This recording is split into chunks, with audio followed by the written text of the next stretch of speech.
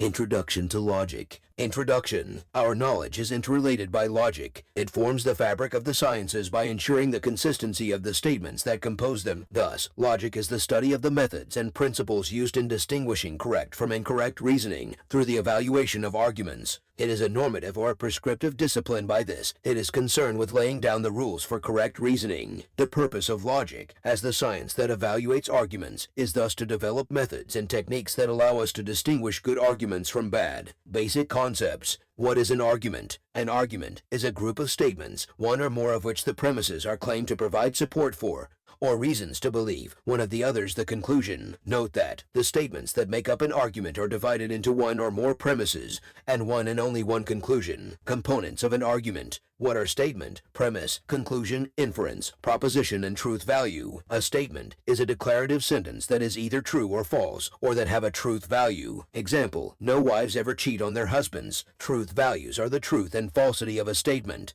Premises are the statements that set forth the reasons or evidence. Conclusion is the statement that the evidence is claimed to support or imply. Concepts related to arguments. Reasoning is a special mental activity called inferring, what can also be called making inferences. In the technical sense of the term, inference is the reasoning process expressed by an argument. Therefore, to infer is to draw conclusions from premises. In place of word premises, you can also put data, information, facts. The following is a useful and simple definition of the word infer. Examples: you see smoke and infer that there is a fire. You count 19 persons in a group that originally had 20 and you infer that someone is missing. Proposition.